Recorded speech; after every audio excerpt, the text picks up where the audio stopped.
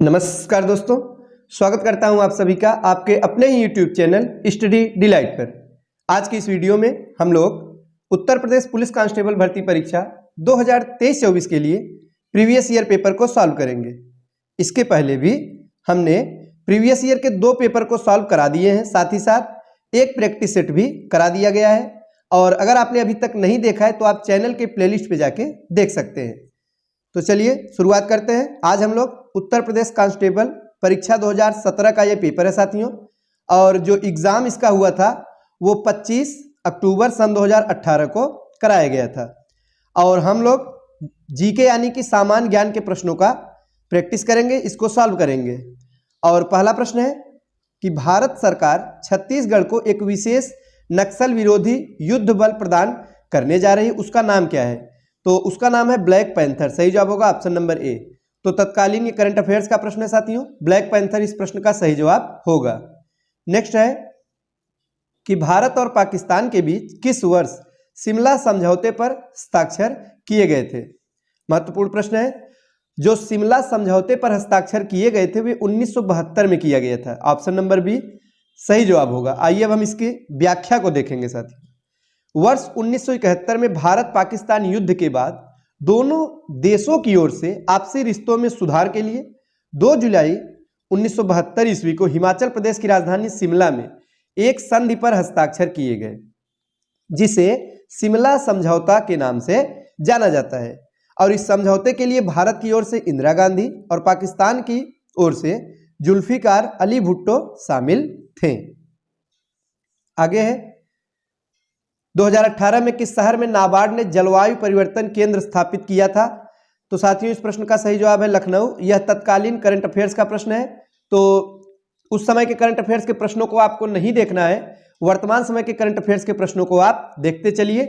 और जल्द ही हम प्रैक्टिस सेट के माध्यम से करंट अफेयर्स के प्रश्नों को भी कराएंगे।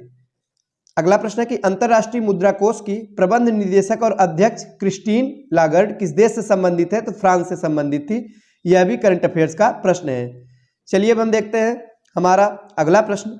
और नेक्स्ट है कि खून में कुछ कोशिकाओं की उपस्थिति के कारण रक्त के थक्के का गठन होता है। इन कोशिकाओं को क्या कहा जाता है? साइंस का प्रश्न है और सही जवाब होगा ऑप्शन नंबर डी थ्रोम्बोसाइट्स। क्या कहा जाता है साथियों? थ्रोम्बोसाइट्स अथवा प्लेटलेट्स।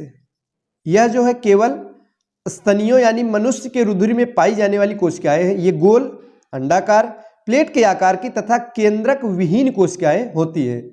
अगर बात की जाए कि इनका मुख्य कार्य क्या है साथियों, तो रुधिर का थक्का जमने में ये सहायता करती हैं। अगला प्रश्न है कि जीवित प्राणियों में निषेचन के दौरान नर और मादा गैमेट का संलयन एक कोशिका बनाने के लिए होता है, जिसे क्या कहा जाता है? तो युग्मनज कहते हैं। क्या कहते हैं इसे? युग्मनज कहा जाता है। नेक्स्ट है कि आराम करने वाले व्यक्ति की नाड़ी की दर आमतौर पर प्रति मिनट कितने धड़कन के बीच होती है साथियों? तो 60 और 75 के बीच में। Option number B. आप देख सकते हैं प्रीवियस ईयर पेपर में साइंस के कई प्रश्न पूछे जा रहे हैं साथियों, और हमने जो प्रैक्टिस सेट कराया है उसमें पहला वाला जो प्रैक्टिस सेट है उसमें साइंस के ही प्रश्नों को हम लोग प्रैक्टिस कराए हैं। आप जरूर जाके देखिएगा। आगे है साथियों, एक बार ढाले जाने के बाद गर्म करके नर्म नहीं किए जा सकने वाले प्लास्टिक को क्या कहा जाता है? तो थर्मोसेटिंग प्लास्टिक कहते हैं। ऑप्शन नंबर डी इस प्रश्न का सही जवाब होगा। साथियों जो थर्मोसेटिंग प्लास्टिक है वे पदार्थ है जो कि गर्म करने पर पहले मुलायम, किंतु अधिक गर्म कर दिया जाएगा तो कठोर हो जाते हैं। इसके पश्चात यानी पुनः उन्हें गर्म किया जाए तो मुलायम नहीं होते हैं। उदाहरण के रूप में बैकेलाइट। आइए देखते हैं अगला प्रश्न। एक वयस्क इंसान सामान्य रूप से 24 घंटे में लगभग 1 से डैश देकर मूत्र विसर्जित करता है कितना लीटर साथियों? तो 1.8 लीटर। ऑप्शन नंबर डी इस प्रश्न का सही जवाब होगा। नेक्स्ट है कि 11 दिसंबर 2014 को संयुक्त राष्ट्र द्वारा योग के अंतर्राष्ट्रीय दिवस के रूप में कौन सा डेट घोषित किया गया है? तो साथियों 21 जून। तो आज भी हम लोग 21 जून को प्रत्येक वर्ष विश्व योग दिवस के रूप में या अंतर्राष्ट्रीय योग दिवस के रूप में मनाते हैं। और इसी दिन को क्यों चुना गया? तो इसके पीछे भी एक लॉजिक है। यह वर्ष का सबसे लंबा दिन है। तो एक ये भी प्रश्न है भूगोल का पूछा जाता है। वर्ष का सबसे लंबा दिन है 21 जून। और योग जो है मानव को दीर्घ जीवन प्रदान करता है। और इसकी जो पहल है भारत के प्रधानमंत्री नरेंद्र मोदी ने 27 सितंबर 2014 को संयुक्त राष्ट्र महासभा में की थी। तो याद रखिएगा, अंतर्राष्ट्रीय योग दिवस 21 जून को मनाते हैं। आगे है कि 1943 में विटामिन के आविष्कार के लिए किसे नोबेल पुरस्कार दिया गया था? तो डोइजी एंड डैम को। ऑप्शन नंबर बी सही जवाब होगा। नेक्स्ट है inside ivy and raw the rolling stone that gathered moss, यह जो किताब है इसके लेखक कौन है? तो साथियों लेखक है के शंकरन नायर। तो लेखक से भी प्रश्न पूछा जाता है किताब से। हमने आपको पिछली वीडियो में बताया था साथियों कि कुछ ऐसे प्रश्न है जो कि फिक्स है, आपको याद कर लेना चाहिए, जैसे कि देश की राजधानियां हैं, मुद्राएं हैं और कुछ महत्वपूर्ण दिवस हैं, इसके साथ ही साथ पुस्तक और लेखक।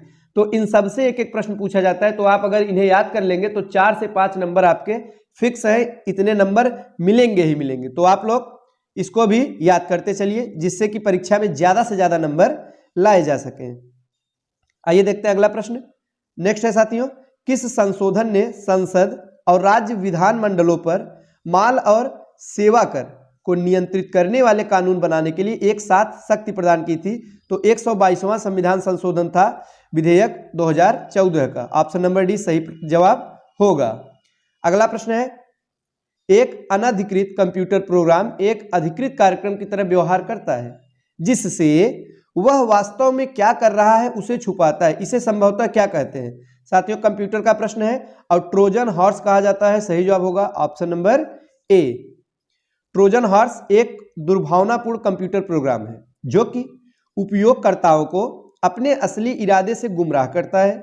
यह अनधिकृत कंप्यूटर प्रोग्राम अधिकृत की तरह ही व्यवहार करता है लेकिन वास्तव में क्या कर रहा है उसे छुपाता है।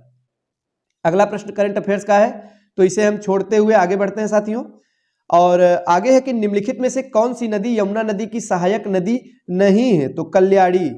तो भूगोल का प्रश्न है, नदियों से संबंधित पूछा गया है। यमुना जो है वो गंगा की सबसे बड़ी सहायक नदी, आप सभी जानते होंगे।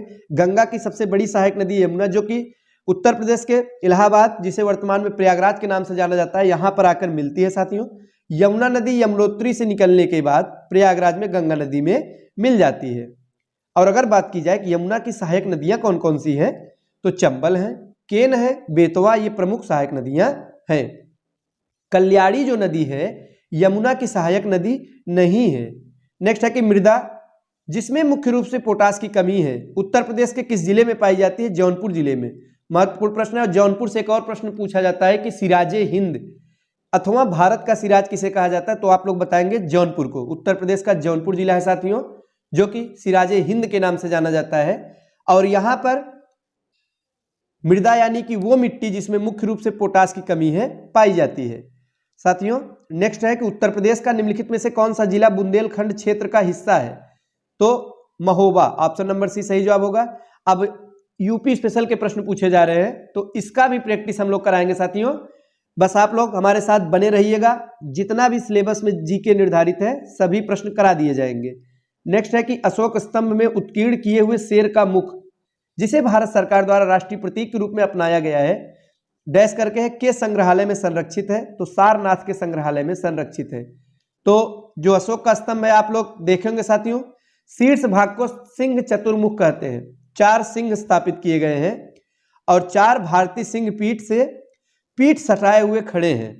सारनाथ स्तंभ का यह शीर्ष भाग वर्तमान समय में सारनाथ के संग्रहालय में ही रखा हुआ है और इसे ही राष्ट्रीय प्रतीक के रूप में भारत सरकार द्वारा अपनाया गया है। नेक्स्ट है कि चंदेल शासन के दौरान उत्तर प्रदेश का निम्नलिखित में से कौन सा क्षेत्र जेजाक भुक्ति या जय होटी के नाम से जाना जाता था? तो बुंदेलखंड को ही जय होटी के नाम से जानते थे। अगला प्रश्न है कि उत्तर प्रदेश को महिलाओं से संबंधित पहली पत्रिका डैशकर 1874 में प्रकाशित करने का भी श्रेय जाता है, जिसके संपादक भारतेंदु हरिश्चंद्र थे। तो इस प्रश्न का सही जवाब क्या होगा? बाल बोधनी। Option number A. आइए अब हम इसकी व्याख्या को देखेंगे साथियों। तो व्याख्या में दिया गया है कि भारतेंदु हरिश्चंद्र आधुनिक हिंदी साहित्य के जनक कहे जाते हैं। जनवरी 1874 में भारतेंदु हरिश्चंद्र ने बाल बोधनी पत्रिका का प्रकाशन प्रारंभ किया था। नेक्स्ट है कि प्रसिद्ध सितार वादक नवाब इनायत खान उत्तर प्रदेश के किस जिले से संबंधित है? तो इटावा से। याद रखिएगा, प्रसिद्ध जो सितार वादक नवाब इनायत खान है ये इटावा जिले से संबंधित है, यहीं पर इनका जन्म हुआ था। आगे है कि तीसरी बौद्ध परिषद किस शहर में आयोजित की गई थी? तो पाटलिपुत्र में आयोजित की गई थी। सही जवाब होगा ऑप्शन नंबर बी, पाटलिपुत्र। उस समय शासक कौन था साथियों? तो सम्राट अशोक के शासनकाल में पाटलिपुत्र में स्थापित की गई थी। अगला प्रश्न है, भारतीय रिजर्व बैंक की स्थापना किस वर्ष हुई थी? तो 1935 में हुई थी। भारतीय रिजर्व बैंक भारत का केंद्रीय बैंक है। सभी बैंकों का संचालक बैंक भी भारतीय रिजर्व बैंक ही है। और भारतीय रिजर्व बैंक की स्थापना 1 अप्रैल 1935 को reserve bank of India act 1934 के अनुसार हुई। मुख्यालय कहाँ पे है? तो मुंबई शहर में है। याद रखिएगा, इसका मुख्यालय मुंबई शहर में है। नेक्स्ट है, चेमान चेरी कुन्ही रमण नायर निम्नलिखित में से किस नृत्य रूप के उल्लेखनीय नर्तक हैं साथियों? तो कथकली। याद रखिएगा, किसके हैं? कथकली। और कथकली से एक प्रश्न और पूछा जाता है कि कहाँ का शास्त्रीय नृत्य है यह? केरल का। केरल का है कथकली। और कुचिपुड़ी है आंध्र प्रदेश का, यह भी पूछा जाता है। आंध्र प्रदेश कुचिपुड़ी और कथकली है केरल का साथियों। याद रखिएगा, बार बार पूछा जाने वाला प्रश्न है। आइए देखते हैं अगला प्रश्न। आगे जो प्रश्न पूछा गया है यह भी करंट अफेयर्स का है और इसके जो नेक्स्ट प्रश्न है वो है कि भारत के संविधान का निम्नलिखित में से कौन सा भाग नागरिकता से संबंधित है? महत्वपूर्ण है साथियों। जो नागरिकता से संबंधित भाग है वो है भाग 2। ऑप्शन नंबर बी इस प्रश्न का सही जवाब होगा। तो पॉलिटी के भी वीडियो हमारे चैनल पर अपलोड किए गए हैं, आप उसे जाकर देख सकते हैं। वहां पर आपको सभी प्रश्न देखने को मिल जाएंगे। ऑप्शन नंबर बी इस प्रश्न का सही जवाब है।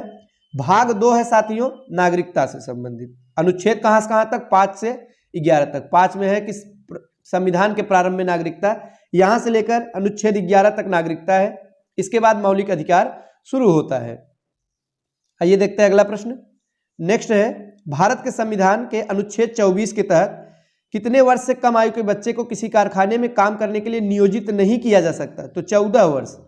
तो अनुच्छेद 24 क्या कहता है कि 14 वर्ष से कम उम्र के किसी भी बच्चे को किसी भी कारखाने में काम के लिए नियोजित नहीं किया जा सकता है। शोषण के विरुद्ध अधिकार के तहत अनुच्छेद 23 में बंधुआ मजदूरी और बलात् श्रम को प्रतिबंधित किया गया है। आगे कि भारत के संविधान का निम्नलिखित में से कौन सा अनुच्छेद है जो राष्ट्रपति के चुनाव की प्रक्रिया से संबंधित है? तो अनुच्छेद 55 है। कौन सा साथियों? अनुच्छेद 55। इसके साथ ही साथ अनुच्छेद 14 जो दिया गया है वो विधि के समक्ष समानता का अधिकार है। 15 में है कि धर्म, जाति, नस्ल, लिंग या जन्मस्थान के आधार पर भेदभाव नहीं किया जाएगा। 55 क्या कहता है कि राष्ट्रपति के चुनाव की प्रक्रिया जो है इसका वर्णन 55 में है। 61 में है राष्ट्रपति पर महाभियोग चलाने की प्रक्रिया। इसके साथ ही साथ अनुच्छेद 51 में है अंतर्राष्ट्रीय शांति एवं सुरक्षा और 51 क में है मौलिक कर्तव्य। सभी अनुच्छेद महत्वपूर्ण है, आप लोग लिख लीजिएगा साथियों, इसके साथ ही साथ याद कर लीजिएगा। आइए देखते हैं अगला प्रश्न। नेक्स्ट है, भारत के संविधान का अनुच्छेद 66 किससे संबंधित है? तो उपराष्ट्रपति के चुनाव से। अनुच्छेद 66 क्या है साथियों? उपराष्ट्रपति का जो चुनाव है उसी से संबंधित है। सीरिया की राजधानी कहां पे है साथियों? तो दमिश्क में है। हमने अभी आपको बताया था कि विभिन्न देशों की राजधानियां आप लोग जरूर याद रख लीजिए जो मुख्य मुख्य हैं, कारण यहां से आपको 1 से 2 प्रश्न जरूर देखने को मिलेंगे। ये आपका फिक्स नंबर है। और अगला प्रश्न जो है मुद्रा से है कि म्यांमार की मुद्रा निम्नलिखित में से कौन सी है? तो क्यात है। मुद्रा भी आपको याद रखना है। म्यांमार की मुद्रा है क्यात और म्यांमार देश का ही पुराना नाम था बर्मा। आगे कि अफ्रीका महाद्वीप का सबसे अधिक आबादी वाला देश निम्नलिखित में से कौन सा है? तो नाइजीरिया है। अफ्रीका जो महाद्वीप है ये एशिया महाद्वीप के बाद विश्व का दूसरा सबसे बड़ा महाद्वीप है और नाइजीरिया अफ्रीका महाद्वीप का सर्वाधिक आबादी वाला देश है। नेक्स्ट है, उत्तरी अमेरिका के निम्नलिखित देशों में से कौन से देश में वन भूमि का क्षेत्रफल उसके कुल भूमि क्षेत्र के प्रतिशत के रूप में उत्तरी अमेरिका क्षेत्र में सबसे अधिक है? तो वो है कनाडा। कौन सा देश साथियों? कनाडा है। सही जवाब होगा ऑप्शन नंबर बी। अगला प्रश्न, निम्नलिखित में कौन सी नदी है जो बंगाल की खाड़ी में नहीं गिरती है? तो वो है नर्मदा नदी। Option number A. इसके साथ ही साथ एक ट्रिक हम आपको बता रहे साथियों, नताशा करके ट्रिक है। ये प्रश्न कई बार पूछा जाता है। तीनों नदियां जो है पूर्व से पश्चिम की तरफ बहती, जिनमें न से नर्मदा, ता से ताप्ती, स से साबरमती है। और नर्मदा नदी का उद्गम विंध्याचल की मैकाल पहाड़ी श्रृंखला में अमरकंटक नामक स्थान से होता है। अगला प्रश्न, एक मानवाधिकार कार्यकर्ता कृति भारती किस सामाजिक बुराई के विरुद्ध लड़ाई में शामिल है? तो बाल विवाह के विरुद्ध शामिल है। तो साथियों ये थे जीके यानी सामान्य ज्ञान के प्रश्न जिन्हें हमने सॉल्व किया और व्याख्या को भी देखा। वीडियो अच्छा लगा हो तो लाइक करें।